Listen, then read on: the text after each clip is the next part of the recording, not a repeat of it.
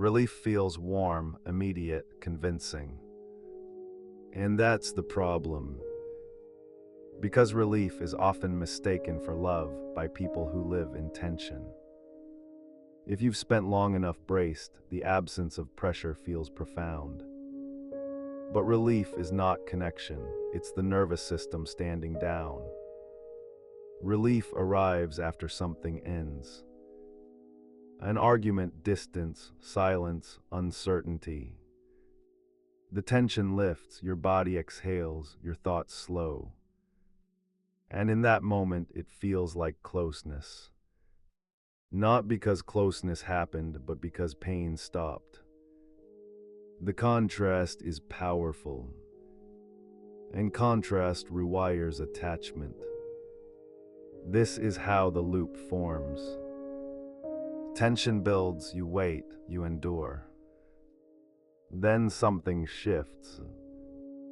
They soften, they reach out, they're kind again. Nothing is resolved, nothing is named. But the relief is intense. And the brain remembers intensity, not accuracy. Relief doesn't feel neutral. It feels earned. You survived the worst part, you held it together, you didn't push. And now you're being rewarded.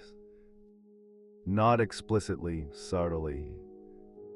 Warmth returns, affection appears, normalcy resumes. The system learns quickly. Stay long enough and the pain ends. This is not love. Love is stable.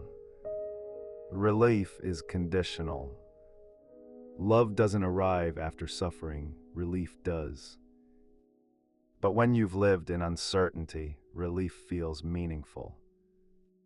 Even sacred. Over time, your attachment recalibrates. You don't look for consistency, you look for release. You don't measure how often things hurt, you measure how good it feels when they stop. The baseline disappears. Contrast becomes the reference point.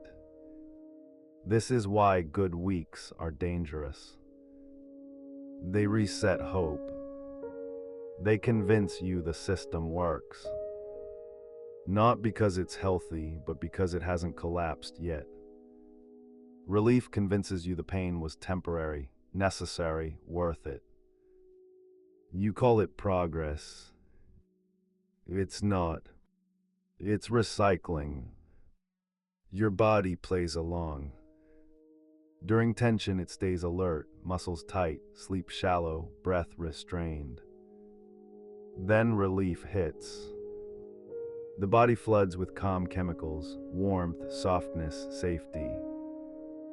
The nervous system bonds to the transition.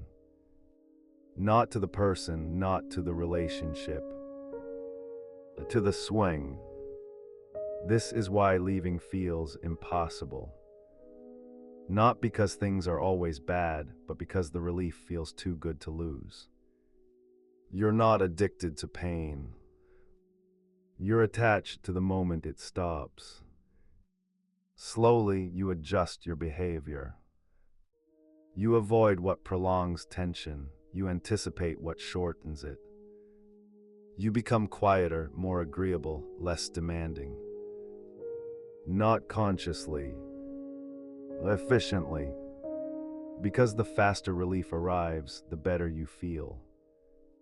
This is how love gets confused with relief. Love feels like safety before the drop. Relief only exists after it. But if you've never had stable safety, relief feels indistinguishable. Even intimate. The cost shows up later.